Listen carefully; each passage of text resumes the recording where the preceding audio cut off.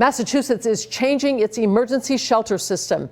Governor Maura Healey says the system has reached capacity, and more than half of those who say they need help are migrants. Tonight, the administration is tweaking that system so residents get first dibs.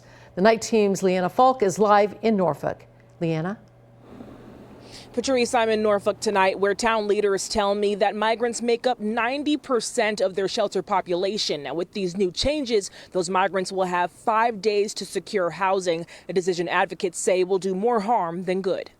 Big changes coming to the Commonwealth's emergency shelter system after Governor Maura Healey announced the state's safety nets had reached capacity. We just have to make sure that our citizens are safe, and that we don't compromise our own community. Under the new system, Massachusetts residents will have priority for placement. Those groups include families who faced no-fault eviction, natural disasters, medical emergencies, newborn children, or high-risk domestic violence. There's a part of me that also wonders what this means for the folks that are there. Overflow sites like this one in Norfolk will become temporary respite centers where those who don't qualify can stay for up to 5 days. That includes many newly arrived migrants, which Norfolk Town Board Chair James Lehan says overwhelms their shelter population.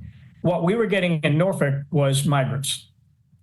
We were not getting any of the Massachusetts residents. The announcement comes 1 month after 150 migrant families moved into the town's old prison, including dozens of school-aged children who, with these changes, will not be attending public school there. Lehan says the town hired 3 new staff members to accommodate the influx. We've signed contracts with these folks, and not only do we have a legal, but we have a moral obligation for these people to be part of our staff. In a statement to NBC 10, a spokesperson for Norfolk Strong, a Bay State support group, called the governor's plan surprising and say they've paused volunteer efforts until they can understand the implications of the changes. John Milligan, executive director of the Massachusetts Republican Party, called the announcement too little, too late. People have been prepared for this unwillingly, and I think if they had advanced notice on this, 2 months ago, 4 months ago, 6 months ago, they would have been able to make different decisions.